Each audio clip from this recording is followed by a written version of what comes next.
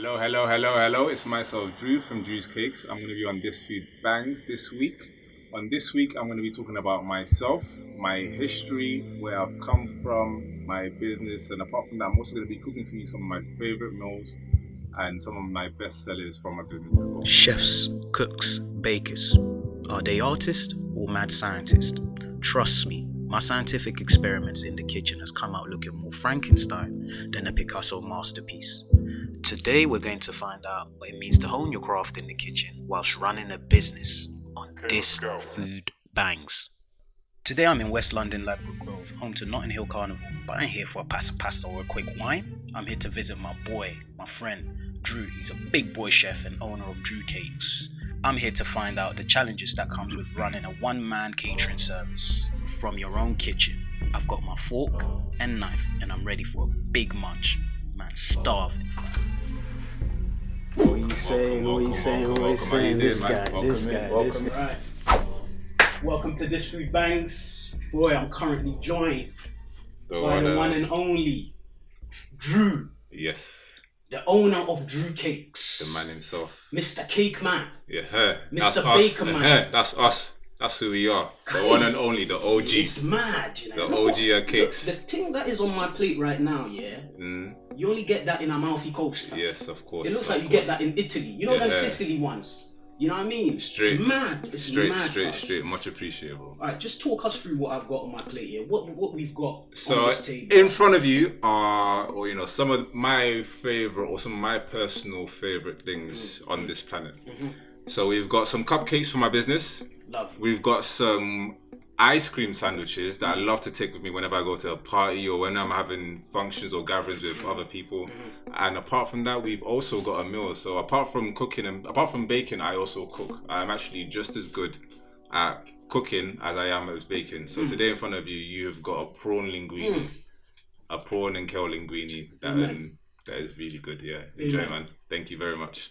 Much appreciated, bro. Talk us through the prawn ingredients. So what is in it? What ingredients have gone into this masterpiece? So to be honest, yeah, when it comes to cooking and in terms of styles, I can make things in so many different ways. But one of my favorite ingredients is paprika. So small paprika is one of the main things inside of today's dish. We've cooked the prawns in some shallots. We use them in some shallots, in some kale, a little bit of garlic, a little bit of pepper, and some garlic powder, a little bit of ginger as well. Add a little bit of ginger there. Ginger goes really well with prawns and stuff like that. Some chopped tomatoes, and we've just pan fried. Literally just pan fry that for a few minutes, and then we've served it on some linguine. Yeah, man. It's nice. But basically, what you're having in front of you, what's been served, has been made from start to finish in 10 minutes. The whole thing in 10 minutes flat. So I think that's one of the. So there's nothing complicated. Yeah. It's very, as complicated as it looks, as advanced as it looks, it is very, very, very simple dishes, simple ingredients. And please talk us through this. So, Sandwich. These are red, as you can tell from the color. These are red velvet, but they are not red velvet cupcakes. They are not red velvet cookies. They are not red velvet pancakes. These are red velvet ice cream sandwiches. So normally, whenever I like to go out with some of these, or whenever I'm having a dinner party, I like to have something like this, which is, it's presentable, it is quick, it is effortless, and it goes down really well. It's really, really, really, really amazing. So yeah, man, it's got it can have either two options. Option one is it can be made with either an ice cream filling, or another option is to have it with a cream cheese, so a soft cream cheese center, and that's what we've gone for today. But these are really, really incredible, and the thing with this is they can last for days. They're very good. They're very versatile as well. It won't last for days in my house. Trust me, it won't last for days in my house. I've got two nephews, one sister. I gotta get there first. Yeah, know what I mean? Definitely. That's big though, man. Drew, you've done a great job, man. Honestly, thank you very much. Appreciate. Thanks for coming on to This Food Bangs. Come on. Thank you.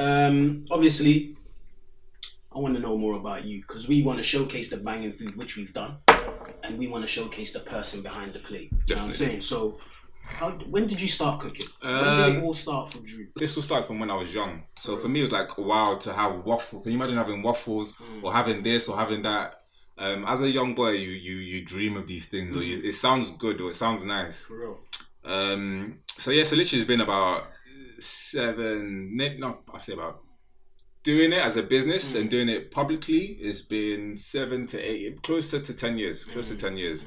In terms of doing it personally and privately for myself, it has been the majority of my life. So I'm the different child. I'm normally, when everybody else is out chasing girls and doing this and that, I like to be at home playing with my little candy floss machine, or just, if you understand it, just being different, just trying out new things, or just trying experiment. If you understand it, you just want to, you enjoy food. Right. Then afterwards, like, you want to try new things. You always want to try new things. That's where you start from. You always want to try new things. You always want to experiment. You always want to try new flavors. Eventually, you start. Then you get bored. After a while, you feel like you've done everything. Then you start making things, different things, pies, cheesecake. You start making things that people don't even make themselves. Even in terms of living alone, living by myself for a lot of the time.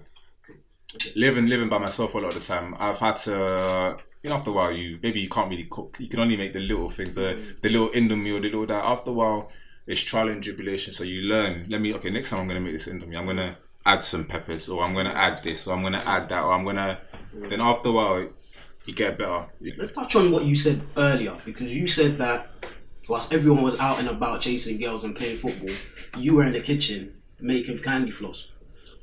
For me, that is especially beyond me, because there's a lot of toxic masculinity going on in this day and age. Like, in the end, you feel like you have to fulfill this particular gender black man.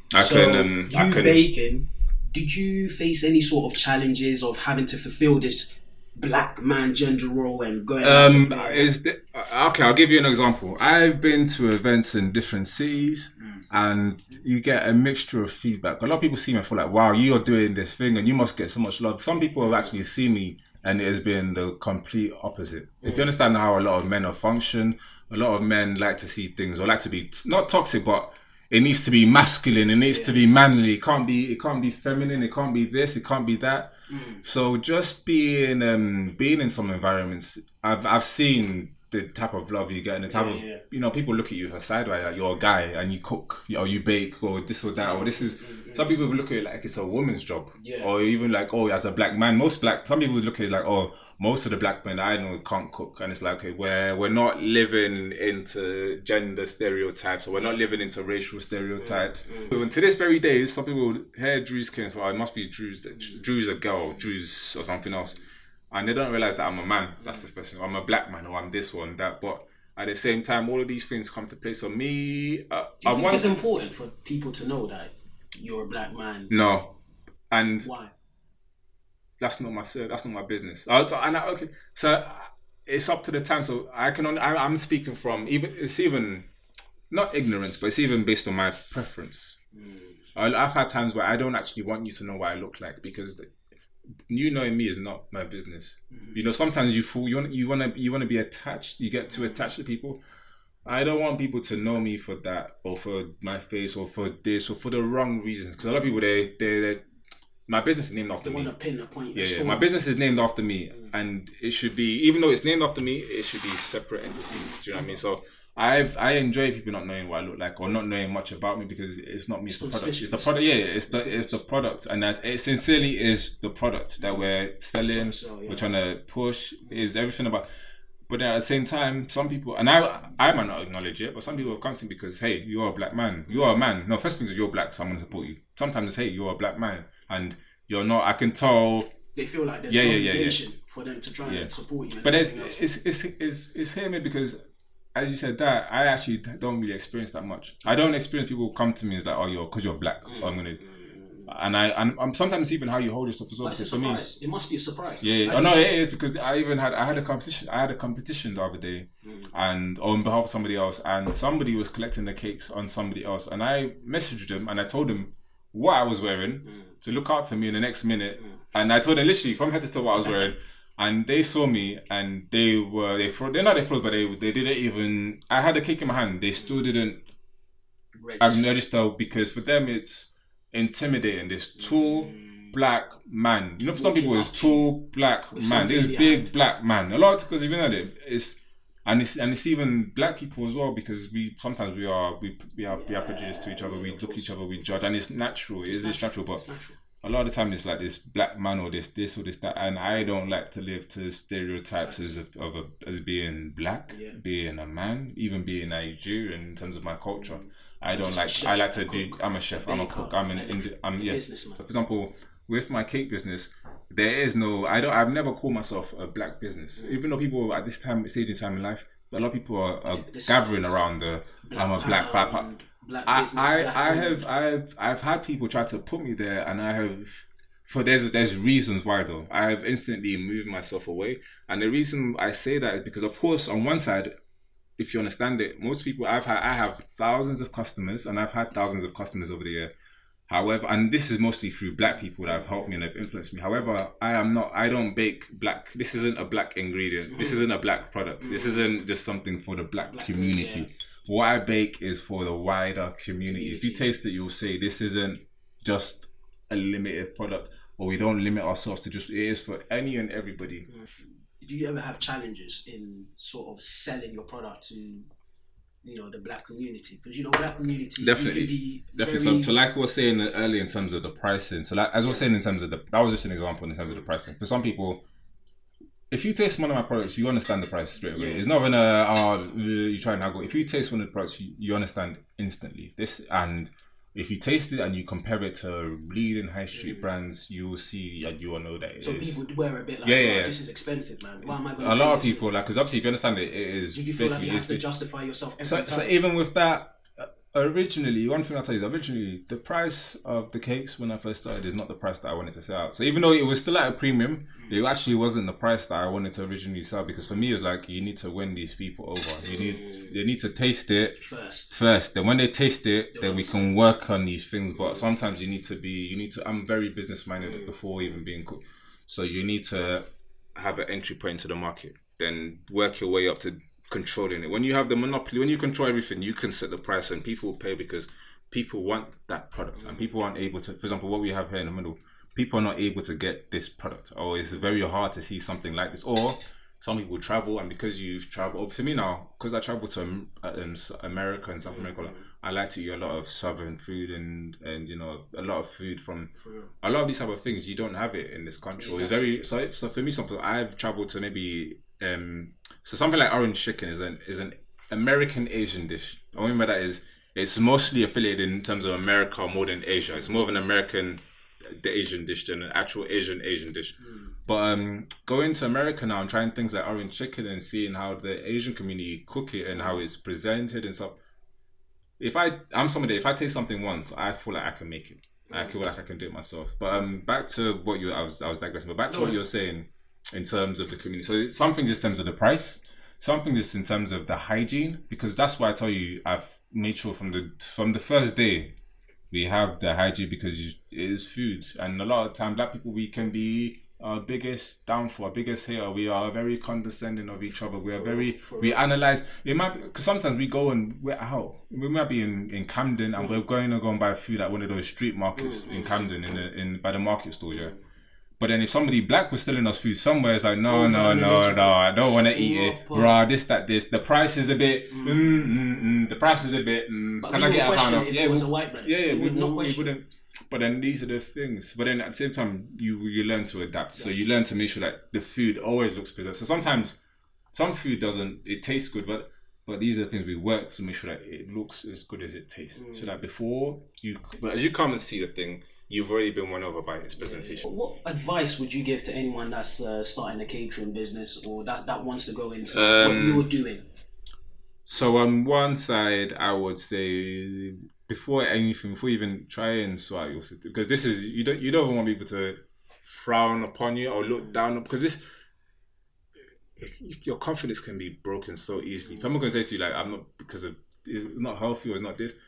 So the very little things in terms of the food hygiene, sort out your food hygiene in terms of even equipment, just making sure that your kitchen is in. If it's going to be catering, top. Don't cheat. You cannot cheat. That's the first thing. Always, never cut down in terms of your costs. So, for example, as I tell you about, even when I first started, I spent a lot. So literally, when I first started, bro, I went to go and buy ingredients. I had about maybe £500, and I went to go and buy £500 straight on ingredients. And if the ingredients I had, I was like, yep, this is it. We spent the money now. We have to make it go. So not cheating in terms of ingredients, in terms of even your packaging, in terms of presentation. Don't cheat on presentation because at the end of the day, the first taste, the first criticism is with the eyes. People taste with their eyes. The first things first. When people are gonna see something, or even you, you don't even realize it, but there's psychology behind everything. So I make sure that it's pretty. I make sure that maybe you put a little bit of glitter or you put a little bit of that. It's all about presentation because at the end of the day, people always want to contradict and feel like they can make anything. When it's an individual doing it, you want to contradict. When it's from a restaurant, it might even be crap, but you're more lean to you're more. So so I'd say focus on not cheating. Right. Focus on the little details. Focus on even the presentation, even in terms of just analyze things or take things in, like pretend like somebody's always watching you. So for one thing with me is, and even as I've filmed some of this stuff today, is I always pretend like I always have the feeling like somebody's watching me, and with that you never cut no corners. You never cheat because it's like, okay, cool. I cannot not use no cheap. Somebody's watching me. I cannot use no cheap ingredients. They're gonna taste it. They're gonna this. They're gonna that. When you really love it, when you're passionate about it, and this is when consistency comes into play. Because as I tell you about not being cheap, not cutting corners, using quality ingredients, focusing on hygiene. All these things come into play with consistency. If you do anything consistency, people will win. People will notice. And how do people get in contact with you if they want to have some of these banging ice cream cakes? In terms of the social media, on pretty much most platforms, on Twitter and on Instagram, it is Drew's Cakes UK. So that's Drew DREWS Cakes and then UK. So Drew's Cakes UK on most social media platforms. Sick one. And that's where you can see stuff, and from there you can see information of ordering. Bang! Listen. Yeah. Listened to probably one of the most insightful This Food Bang interviews in God knows how long. But it's been very insightful, man. Thank you very much, Drew, man. You know what I mean? It's been very insightful. Thanks. You know, next time you definitely got to come back. You've always got. Definitely. You know what I mean? I appreciate it, man. Welcome. Whenever you need something, I'm here, bro. On my way to Drew's, I couldn't help but notice that everywhere you turned in that area, there were a memorial in tribute to those that had lost their lives in the tragic incident that had taken place at Grenfell 3 years ago. Now, I'm a friend of Drew's, but I didn't know he lived so close to Grenfell. I decided to sit down with him and ask him the events that took place on the night and how it affected him.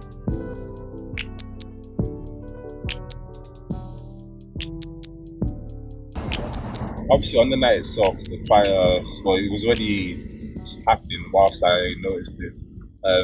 I went to go and alert my family just to let them know that there's a fire going on, and it's not a little fire, it's something big. It's a very, very, very big fire.